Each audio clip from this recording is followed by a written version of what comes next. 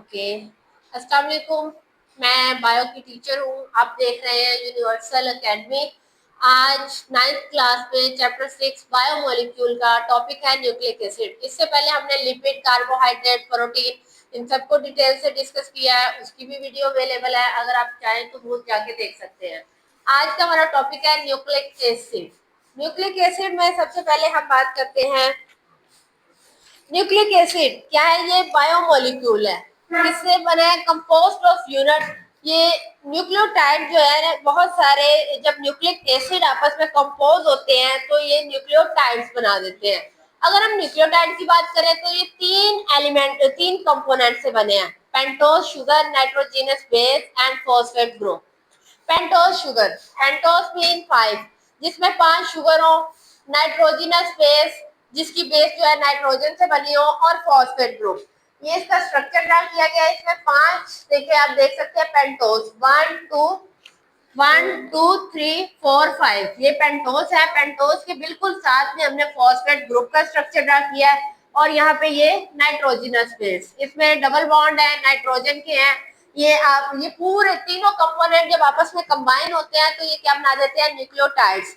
Nucleotides की type की बात करें तो इसके 2 टाइप्स हैं, DNA and RNA. DNA deoxyribonucleic acid, RNA ribonucleic acid. आज का हमारा टॉपिक है डीऑक्सीराइबोन्यूक्लिक एसिड, जिसे हम डीएनए भी कहते हैं। मेड बाय, किससे बना है? डीऑक्सीराइबोन्यूक्लियोटाइड से मिलकर बना है। इन सारे कंपोनेंट से मिलकर बना है। इसमें डीऑक्सीराइबोस क्या है? पेंटोज शुगर को हम डीएनए ऑक्सीराइब कहेंगे। और नाइट्रोजनस बेसिस क्या है? आपके डीएनए में जो आपकी नाइट्रोजनस बेसिस है वो होंगी adenine, thiamine, cytosine and guanine. ये इन चारों से मिलकर आपका डीएनए बनता है। अगर डीएनए की बात की जाए तो सबसे पहले 1953 में एक साइंटिस्ट थे जो कि क्या कहते हैं यूएस से बिलोंग करते हैं, जेम्स वेटसन। और एक ब्रिटिश बायोलॉजिस्ट थे, फ्रांसिस क्रिक। इन दोनों ने मॉडल ये प्रपोज किया था जिसमें उन्होंने बताया था कि जो डीएनए है वो डबल हेलिक्स मॉडल है, मतलब डबल स्ट्रैंड से बना हुआ है।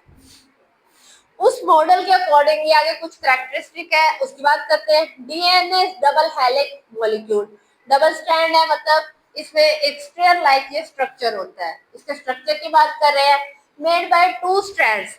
ये दोनों स्ट्रैंड्स को जब सेपरेट कर लिया जाए तो एक मतलब इसका एक धागे लाइक स्ट्रक्चर होता है इसका, स्ट्रैंड कह लें तो। जब ये दोनों आपस में कंबाइन होते हैं तो ऐसे सीडिंग की तरह स्ट्रक्चर बना देते हैं।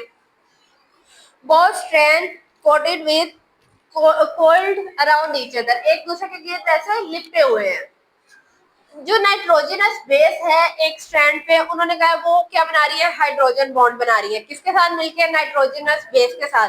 जो ऑपोजिट स्ट्रैंड है उसके साथ मिलके उसपे नाइट्रोजनस बेस है, और एक जो दूसरी साइड है उसपे क्या है? इसके हाइड्रोजन बॉन्ड है। तो ये दोनों मिलकर एक स्ट्रक्चर बना रही है किसका? न्यूक्लियोटाइड का।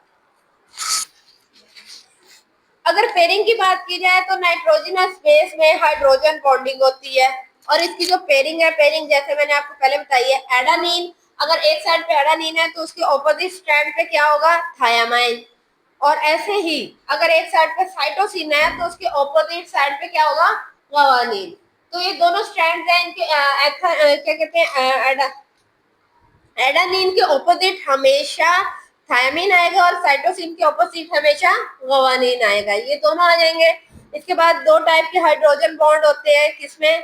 एडानिन और थायमाइन। थायमाइन के अंदर इन लोगों के जो बॉन्ड होते हैं जिन्होंने आपस में कनेक्ट किया होता है वो हाइड्रोजन बॉन्ड है।